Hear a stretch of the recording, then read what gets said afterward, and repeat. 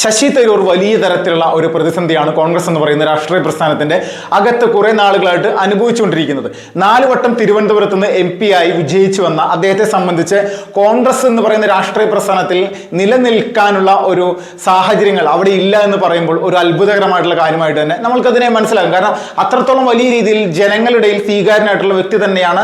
കോൺഗ്രസിന് അടുത്തൊരു മുഖ്യമന്ത്രി എന്നുള്ള തലത്തിലേക്ക് കേരളത്തിൽ തിരഞ്ഞെടുക്കാൻ പറ്റുമെങ്കിൽ ഇവിടുത്തെ ജനങ്ങൾ ആദ്യം പറയുക ശശി തരൂരിന്റെ പേര് തന്നെയായിരിക്കും. അത് VD സതീശന്റെയോ K സുധാകരന്റെയോ ഒന്നുമല്ല.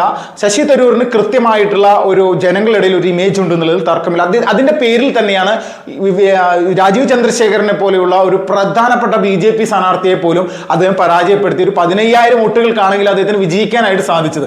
അപ്പോൾ ഇതുപോലെ ഒരു സാഹചര്യം അല്ലെങ്കിൽ ജനങ്ങളിടയിൽ സ്വീകാര്യത മോശമില്ലാത്ത രീതിയിലുള്ള ഒരു വ്യക്തി കോൺഗ്രസ് എന്ന് പറയുന്ന രാഷ്ട്രീയ പ്രസ്ഥാനത്തിൽ അദ്ദേഹത്തിന് നിലനിന്ന് പോകാൻ പറ്റുന്നില്ല എന്ന് പറയുമ്പോൾ അവിടെ എന്തെങ്കിലും ഒരു ഭീഷണി ഈ പറയുന്ന ശശി തരൂരിന് മറ്റ് നേതാക്കന്മാർക്ക് എതിരെ ഉണ്ടാകും, അല്ലെങ്കിൽ മറ്റ് നേതാക്കന്മാർക്ക് ശശി തരൂർ ഭീഷണിയാണെന്നുള്ള നിലയിൽ ചില കാര്യങ്ങൾ ഉണ്ട് എന്നുള്ളതിൽ തർക്കമില്ല. ഇതിന്റെ ഉദാഹരണമായിട്ട് നമ്മൾക്ക് പറയാൻ സാധിക്കുന്നത് കഴിഞ്ഞ കുറച്ച് നാളുകൾക്ക് മുന്നേ കോൺഗ്രസിന്റെ ദേശീയ അധ്യക്ഷനെ തിരഞ്ഞെടുപ്പിൽ ഖാർഗെയ്ക്ക് ബദലായിട്ട് അല്ലെങ്കിൽ രാഹുൽ ഗാന്ധിയുടെ ഗാന്ധി കുടുംബം എന്നൊക്കെ അവർ പറയുന്നത് ആ സംവിധാനത്തിന് അല്ലെങ്കിൽ നെഹ്റു കുടുംബത്തിന് എതിരായിട്ട് എഗെയിൻസ്റ്റ് ആയിട്ട് ഈ പറയുന്ന ശശി തരൂർ മത്സരിച്ചു എന്നുള്ളത് തന്നെയാണ് അദ്ദേഹം ഇന്ന് അനുഭവിക്കുന്ന ഏറ്റവും വലിയ പ്രതിസന്ധിക്ക് കാരണമായിട്ടുള്ളത് എന്നുള്ളതിൽ 1% പോലും നമ്മൾക്കത് തർക്കമില്ലാത്ത കാര്യമാണ്. രാഹുൽ ഗാന്ധി എന്ന് പറയുന്ന കോൺഗ്രസിന്റെ നേതാവ് എത്രത്തോളം കാലം ആ ഒരു സംവിധാനത്തിന്റെ ഹെഡായിട്ടിരിക്കുന്നവോ അല്ലെങ്കിൽ ഖാർഗെയും അല്ലെങ്കിൽ മറ്റ് കോൺഗ്രസ് നേതാക്കന്മാരെ നിയന്ത്രിക്കുന്നു അത്രത്തോളം കാലം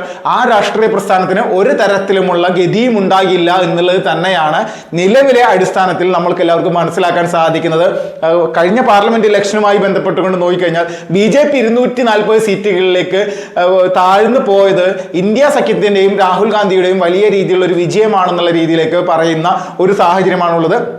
പക്ഷെ യഥാർത്ഥത്തിൽ അത് പരിശോധിച്ചു കഴിഞ്ഞാൽ ഒരുപാട് പ്രശ്നങ്ങൾ ആ ഒരു സമയത്ത് BJP എന്ന് പറയുന്ന രാഷ്ട്രീയ പ്രസ്ഥാനം അതിനുള്ളിൽ തന്നെ നേരിട്ടിട്ടുണ്ടെന്നുള്ള തർക്കമില്ല. 100ഓളം സീറ്റുകളിൽ അല്ലെങ്കിൽ 120ഓളം സീറ്റുകളിൽ നിലവിലെ MP-മാരെ മാറ്റിക്കൊണ്ട് പുതിയ സ്ഥാനാർത്ഥികളെയാണ് BJP മത്സരിപ്പിച്ചത്. അപ്പോൾ അതുമായി ബന്ധപ്പെട്ടുകൊണ്ടൊക്കെ സ്ഥാനാർത്ഥി നിർണയത്തിലുണ്ടായ ചില പാളിച്ചകളൊക്കെ അടിസ്ഥാനപരമായിട്ട് BJPയുടെ സീറ്റുകൾ നിലനിർത്താൻ സാധിച്ചില്ല എന്നുള്ളത് യാഥാർത്ഥ്യം തന്നെയാണ്. പക്ഷെ അതെല്ലാം എത്രത്തോളം വലിയ രീതിയിൽ BJP ക്ലിയർ ചെയ്ത് മുന്നോട്ട് പോകുന്നു എന്നുള്ളത് അതിനുശേഷം നടന്ന ഹരിയാന മഹാരാഷ്ട്ര തിരഞ്ഞെടുപ്പുകളിലടക്കം നമ്മളത് കണ്ടാണ്. അവസാനമായിട്ട് ദില്ലി തിരഞ്ഞെടുപ്പിൽ പോലും ശക്തമായിട്ടുള്ള ഒരു മുന്നേറ്റം നടത്തി ഒരു വലിയ വിജയം ഉണ്ടാക്കാനായിട്ട് BJPക്ക് സാധിച്ചു. അപ്പോൾ ഇവിടെ ഏത് സമയത്തും ഈ പറയുന്ന മഹാരാഷ്ട്ര ആയിക്കോട്ടെ, ഹരിയാനയിലായിക്കോട്ടെ, ദില്ലിയിലായിക്കോട്ടെ, ഈ പറയുന്ന 3 സംസ്ഥാനങ്ങളിൽ ഒരു വലിയ ഉജ്ജ്വല വിജയം BJP നേടിയപ്പോഴും കോൺഗ്രസിന്റെ നേതാക്കന്മാരെല്ലാവരും മുന്നോട്ട് വെച്ചിട്ടുള്ള ആ തോൽവിയുടെ കാരണം നോക്കുമ്പോൾ EVM-നെ കുറ്റം പറയുക എന്നുള്ളത് നിരന്തരമായിട്ട് തുടരുന്ന ഒരു സാഹചര്യം തന്നെയാണ്.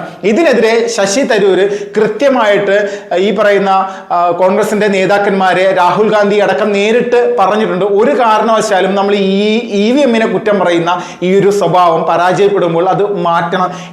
EVM-നെ കുറ്റം പറയുന്ന സമയത്ത് നമ്മുടെ ഉള്ളിലുള്ള പ്രതിസന്ധി എന്താണെന്നോ, നമ്മുടെ പ്രവർത്തകർ നേരിടുന്ന പ്രശ്നങ്ങൾ എന്താണെന്നോ, അല്ലെങ്കിൽ കോൺഗ്രസ് എന്ന് പറയുന്ന രാഷ്ട്രീയ പ്രസ്ഥാനത്തിന് നിലവിലെ സാഹചര്യത്തിൽ മുന്നോട്ട് പോകാൻ എന്താണ് തടസ്സമെന്നുള്ളത് അത് മനസ്സിലാക്കാൻ സാധിക്കില്ല. യഥാർത്ഥത്തിൽ നമ്മുടെ കഴിവ് കുറവിനെ, നമ്മുടെ പിടിപ്പുകേടിനെ EVM-ന്റെ തലയിൽ കെട്ടിവെക്കാനുള്ള ശ്രമം അത് നിരന്തരമായിട്ട് ഇവിടെ നടക്കുന്നുണ്ട്. അപ്പോൾ അതുകൊണ്ട് ഇതെല്ലാം മാറ്റി ചിന്തിച്ചാൽ മാത്രമേ കോൺഗ്രസിന് മുന്നോട്ട് പോകാൻ പറ്റുകയുള്ളൂ എന്നുള്ള ഒരു അടിസ്ഥാനപരമായിട്ട് ഒരു പ്രതിപക്ഷ നേതാവിന്റെ വാക്കുകൾ പോലെ തന്നെ ശശി തരൂർ പറഞ്ഞിട്ടുണ്ടെങ്കിൽ തർക്കമില്ല. അപ്പോൾ ഇതാണ് വലിയ രീതിയിൽ അദ്ദേഹത്തിന് ഇവിടെ പ്രവർത്തിച്ച് മുന്നോട്ട് പോകാനുള്ള ഒരു സാഹചര്യമില്ല. ഇപ്പോൾ നിലവിലെ സാഹചര്യത്തിൽ BJPയിലേക്ക് ശശി തരൂർ വരുന്നൊരു വിഷയം ഉണ്ടായിക്കഴിഞ്ഞാൽ ആദ്യം ഉണ്ടാകാൻ പോകുന്നത് തിരുവനന്തപുരത്ത് ഒരു ഉപതെരഞ്ഞെടുപ്പാണ്. തിരുവനന്തപുരത്ത് ഉപതെരഞ്ഞെടുപ്പ് വന്നു കഴിഞ്ഞാൽ തിരുവനന്തപുരത്ത് MP സ്ഥാനം ഈ പറയുന്ന ശശി തരൂർ രാജിവെച്ച് കഴിഞ്ഞാൽ ഉറപ്പായിട്ടും ആ സീറ്റ് BJPയുടെ കൈകളിൽ ഇരിക്കുമെന്നുള്ളതിൽ തർക്കമില്ല. അത്രത്തോളം വലിയ ആത്മവിശ്വാസത്തോട് കൂടിയിട്ടുള്ള പ്രവർത്തനത്തിലേക്ക് കേരള BJP ഘടകം കഴിഞ്ഞ പാർലമെന്റ് ഇലക്ഷനോട് കൂടി തന്നെ മുന്നോട്ട് പോയിരിക്കുന്നത് തർക്കമില്ല. 20% വോട്ടുകൾ വർദ്ധിപ്പിക്കാനും തിരുവനന്തപുരത്ത് പോലും 3,46,000 വോട്ടുകളിലേക്ക് BJPയുടെ ഒരു ഗ്രാഫ് ഉയർത്താനും സാധിച്ചിട്ടുണ്ടെങ്കിൽ ഇതൊന്നൊരു നിസ്സാരമായിട്ട് കാണാൻ സാധിക്കുന്ന കാര്യമല്ല. കൂടാതെ വരാനിരിക്കുന്ന നിയമസഭാ തെരഞ്ഞെടുപ്പിൽ പോലും 30 സീറ്റുകളിൽ BJPക്ക് നിഷ്പ്രയാസം വിജയിക്കാനുള്ള ഒരു വലിയ സാഹചര്യമുണ്ട്. കാരണം ശശി തരൂരിനെ പോലെ ജനകീയനായിട്ടുള്ള ഒരു കോൺഗ്രസ് നേതാവ് BJPയുടെ പാളയത്തിലേക്ക് വരുന്നതോടൊപ്പം തന്നെ കൃത്യമായിട്ടുള്ള ഒരു ധാരണ BJP എന്ന് പറയുന്ന രാഷ്ട്രീയ പ്രസ്ഥാനത്തോട് ഇവിടുത്തെ ഇവിടുത്തെ ജനങ്ങൾക്കുണ്ടാകും.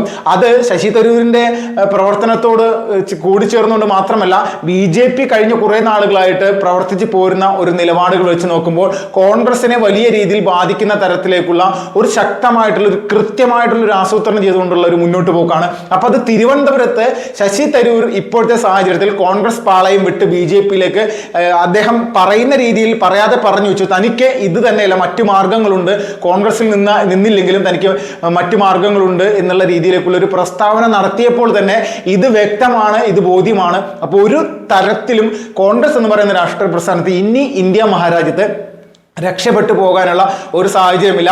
കേരളത്തിൽ വരാനിരിക്കുന്ന 2026 നിയമസഭാ തെരഞ്ഞെടുപ്പിൽ മുഖ്യമന്ത്രി കുപ്പായം ഇപ്പോഴേ തയ്ച്ചു വെച്ചിരിക്കുന്ന VD സതീശനെ പോലെയുള്ള ആളുകൾ ഒരു കാര്യം മനസ്സിലാക്കുക, കോൺഗ്രസിന്റെ അടിസ്ഥാനപരമായിട്ടുള്ള പ്രവർത്തനങ്ങൾ കേരളത്തിന്റെ താഴെ തട്ടുള്ള അല്ലെങ്കിൽ ഗ്രാമാന്തരങ്ങളിൽ തകർന്ന് തരിപ്പണമായിട്ട് കുറെ നാളുകളായി.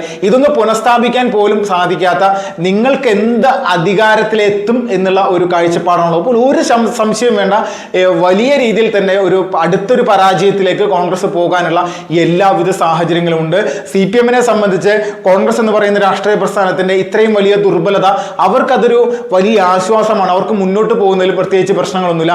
ഇത്രയും വലിയ ജനദ്രോഹ നടപടികൾ എടുക്കുന്ന ഒരു സർക്കാരിന് കാര്യമായിട്ടുള്ള ഒരു പ്രതിസന്ധി ഉണ്ടാക്കാൻ ഇപ്പോഴും ഈ സംസ്ഥാനത്ത് കോൺഗ്രസിന്റെ നേതൃത്വത്തിനോ പ്രതിപക്ഷ സംവിധാനത്തിനോ ഇല്ല എന്ന് പറയുമ്പോൾ അത് VD സതീശനടക്കമുള്ള ഇവിടുത്തെ കോൺഗ്രസ് നേതാക്കളുടെ ഏറ്റവും വലിയ പരാജയമാണ്, തോൽവിയാണ്, അതിൽ തർക്കമില്ല. നിയമസഭാ തെരഞ്ഞെടുപ്പിനെ പാർലമെന്റ് തെരഞ്ഞെടുപ്പുമായിട്ട് നമ്മൾക്ക് ഉപമിക്കാൻ സാധിക്കില്ല. പാർലമെന്റ് തെരഞ്ഞെടുപ്പിൽ BJP വിരുദ്ധരായിട്ടുള്ള ഇവിടെയുള്ള ആ CPM-കാരും അതോടൊപ്പം തന്നെ മറ്റാളുകളും കൂടാതെ കോൺഗ്രസ്സുകാരും എല്ലാവരും UDF-ന് തന്നെയാണ് വോട്ട് ചെയ്യുന്നത്, അതിലൊരു തർക്കമില്ല. അപ്പൊ അതിന്റെ പേരിലാണ് കഴിഞ്ഞ വട്ടം 18 സീറ്റുകളിൽ കോൺഗ്രസ് വിജയിച്ചത്. ഒരു സീറ്റ് ഇത്തവണ BJP നേടിയെടുത്തതും മറ്റൊരു തൃത്താലയിൽ മാത്രം ഈ പറയുന്ന CPM വിജയിക്കുന്ന ഒരു സാഹചര്യമുണ്ട്. അപ്പോൾ ഈ ഒരു സാഹചര്യം നമ്മുടെ കേരളത്തിലുണ്ട്. അപ്പോൾ കോൺഗ്രസ് എന്ന് പറയുന്ന രാഷ്ട്രീയ പ്രസ്ഥാനത്തിന്റെ അടിവേര് അറക്കുന്ന ഒരു നിലപാട് തന്നെയായിരിക്കും യഥാർത്ഥത്തിൽ ശശി തരൂർ ഇപ്പോൾ ആ ഒരു പാർട്ടി വിട്ട് വന്നു കഴിഞ്ഞാൽ ആദ്യം ഉണ്ടാവുക. അത് തിരുവനന്തപുരത്ത് BJPക്ക് വലിയ രീതിയിലുള്ള ഒരു സാധ്യതയും മുന്നോട്ട് വെക്കുന്നുണ്ട്. അപ്പോൾ ഇതെല്ലാം കണ്ടുകൊണ്ട് കൈയടിക്കാൻ വേണ്ടി നിൽക്കുന്ന ചില ആളുകളോട് പറയാനുള്ളത്, യഥാർത്ഥത്തിൽ BJP കേരളത്തിലുള്ള അവരുടെ പ്രവർത്തനവും അല്ലെങ്കിൽ BJPയുടെ പ്രവർത്തനവുമായി ബന്ധപ്പെട്ടുകൊണ്ട് മുന്നോട്ട് പോകുന്ന സമയത്ത് ശക്തമായിട്ടുള്ള ഒരു ജനകീയ പിന്തുണ അവർക്കുണ്ടാകുന്നുണ്ട്. ഇതിന്റെ യഥാർത്ഥത്തിലുള്ള കാരണം എന്ന് പറഞ്ഞാൽ രാജ്യത്ത് കോൺഗ്രസും ഇന്ത്യ സഖ്യവും കഴിഞ്ഞ പാർലമെന്റ് ഇലക്ഷനിൽ ജനങ്ങളുടെ ഇടയിൽ ഉണ്ടാക്കിയെടുക്കാൻ ശ്രമിച്ചിട്ടുള്ള ഒരുപാട് തെറ്റിദ്ധാരണകളുണ്ട്, ഒരുപാട് കള്ളത്തരങ്ങളുണ്ട്. ആ കള്ളത്തരങ്ങൾ നിസ്സാര സമയം കൊണ്ട് തന്നെ ഇത് പൂർണ്ണമായിട്ടും BJPയുടെ കയ്യിലുള്ള അധികാരം നഷ്ടപ്പെടുത്താൻ വേണ്ടി കോൺഗ്രസ് നടത്തിയ കുപ്രചരണമാണെന്ന് ജനങ്ങൾക്ക് ബോധ്യപ്പെട്ടിരിക്കുന്നു. അയോധ്യയിലടക്കം BJP തോറ്റ സമയത്ത് ഗുജറാത്തിൽ തങ്ങളിത് ഈ ഒരു തോൽവി അല്ലെങ്കിൽ ഇങ്ങനെ BJP തോൽപ്പിച്ചപ്പോൾ തന്നെ ഗുജറാത്തിൽ തോൽപ്പിക്കുമെന്നൊക്കെയാണ് രാഹുൽ ഗാന്ധി പറഞ്ഞത്. അപ്പോൾ സ്നേഹത്തിന്റെ കട തുറക്കാൻ വേണ്ടി പല സംസ്ഥാനങ്ങളിലും പാർലമെന്റ് തെരഞ്ഞെടുപ്പിന് ശേഷം ശ്രമിച്ച ആളുകൾക്ക് ശക്തമായിട്ടുള്ള ഒരു ഫേക്ക് ആയിട്ടുള്ള കടയാണ് ഈ പറയുന്ന കോൺഗ്രസ് തുറക്കാൻ പോകുന്നത് മനസ്സിലാക്കിക്കൊണ്ട് തന്നെ കൃത്യമായിട്ട് അതിനെതിരെയുള്ള വലിയ ഒരു പോരാട്ടം ജനങ്ങൾ BJPക്കൊപ്പം നിന്നുകൊണ്ട് നടത്തിക്കൊണ്ടിരിക്കുകയാണ്. അപ്പോൾ ആ ഒരു സാഹചര്യത്തിലേക്ക് ശശി തരൂരും ഇപ്പോൾ BJPയുടെ പാളയത്തിലേക്ക് എത്തിക്കഴിഞ്ഞാൽ വലിയ ഒരു മാറ്റം കേരളത്തിലെ BJPയുടെ സംവിധാനത്തിലും ഉണ്ടാകാൻ പോകുന്നു എന്നുള്ളതിൽ ഒരു തർക്കമില്ല.